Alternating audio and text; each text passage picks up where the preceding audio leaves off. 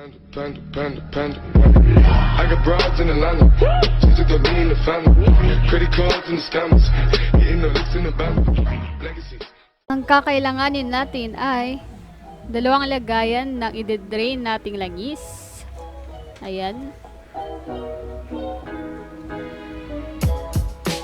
Meron din tayong gear oil, engine oil. Meron pong nakalagay na milliliters sa gilid dito para i-check ninyo. Ang gagamitin natin ay lube. At kung meron po kayong suggestions na mas maganda po kaysa sa product na ito, i-comment nyo po below.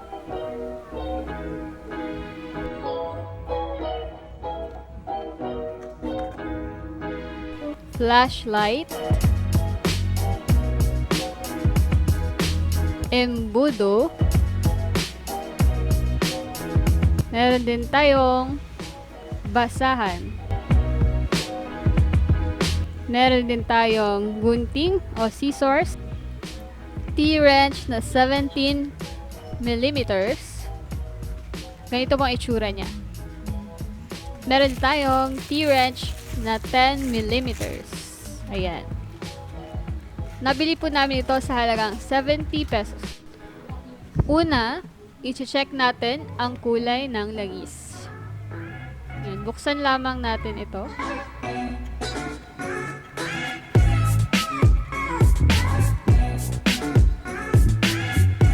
At makikita natin itim na nga yung kulay ng langis.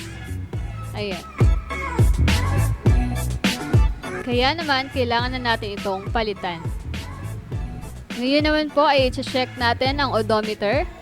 So, ayon po sa guidebook ng Yamaha, every 3,000 kilometers tayo mag-change oil.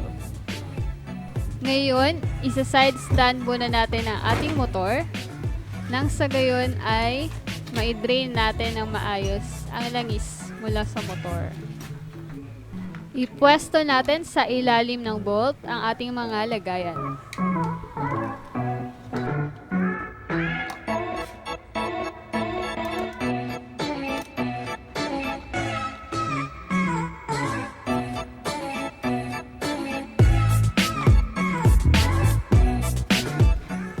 Ngayon, gamit ang ating 10 mm T-wrench, buksan na natin ang bolt ng ating gear oil.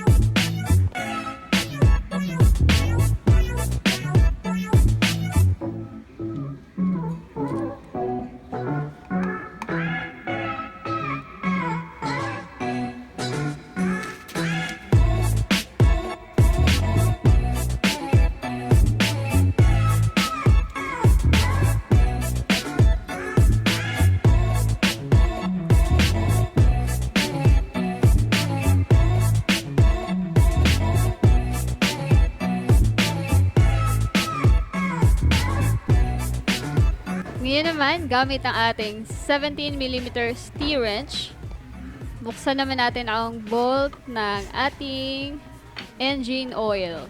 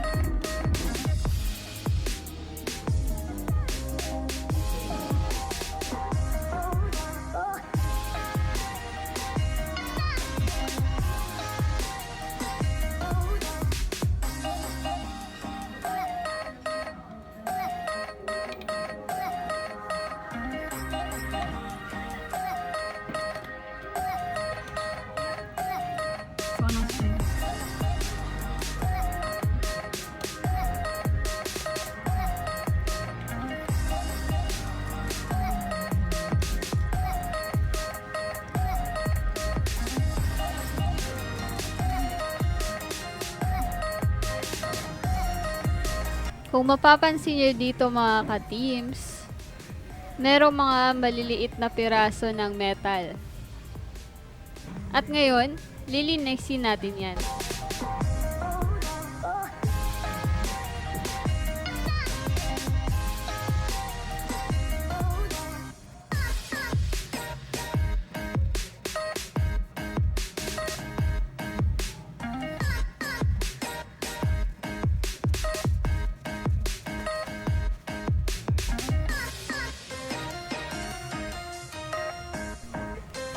Next ay buksan na natin ang ating 𝐻𝐿ube gear oil gamit ang ating gunting.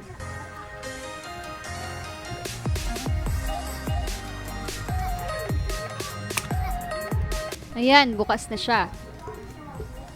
Siyempre, buksan na rin natin ang ating engine oil.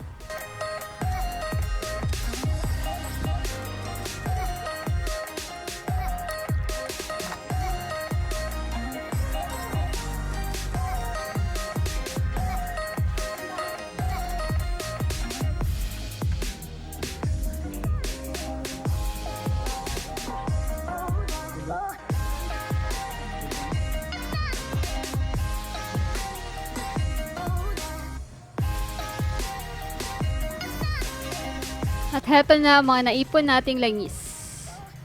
Kita nyo naman, itim na talaga ang kulay niya. Ngayon naman ay ibalik natin sa center stand nang sa ganon ay mas madali nating maibalik ang bolt. Ngayon ay ibabalik na natin ang ating strainer para sa ating engine oil.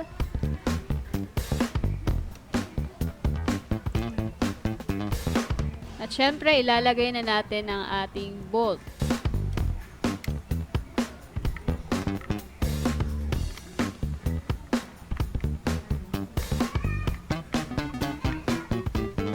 Kung nahihirapan po kayo dito, ay pwede kayong gumamit ng ating 17mm T-wrench.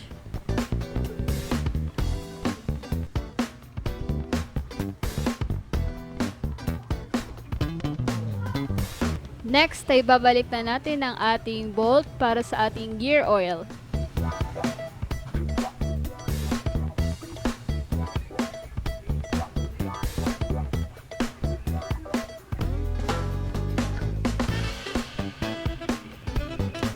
So, gagamitan rin natin ang ating 10mm T-wrench para higpitan ito.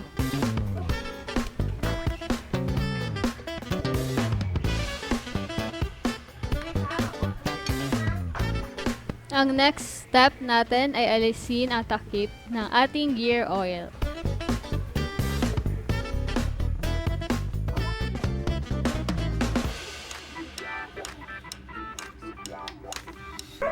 Ilagay ang gear oil. At uubusin po natin ang laman nito mga ka-teams.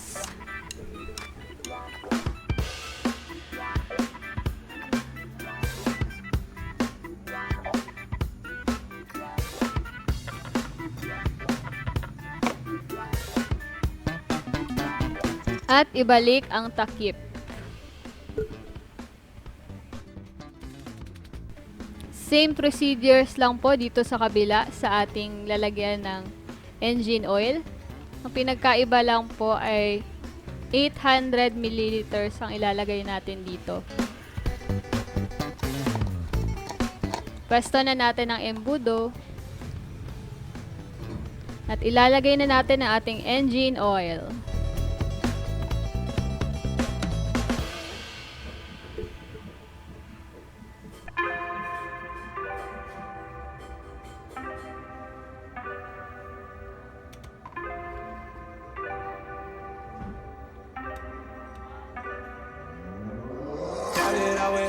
And I flipped it in a double. Started out with half and I flipped it in a double.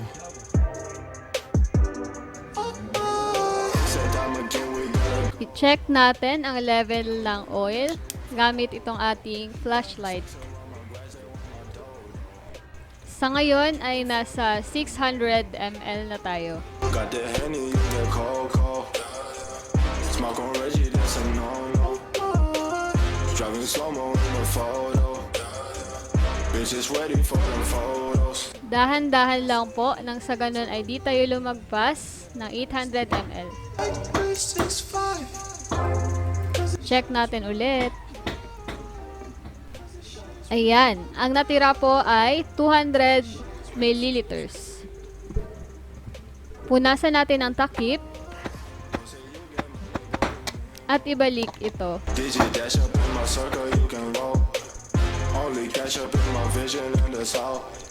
I-crank natin ng 5 beses upang umakyat ang langis sa loob ng ating makina. Hot like steam. I just got the dreams. I know what you mean. It's all funny to the feet. I get 50 to my G.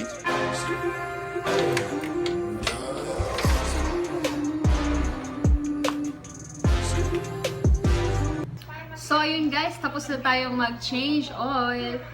At papakita ko lang sa inyo, ito yung lalagyan nung ginamit natin sa pag-change oil natin kanina.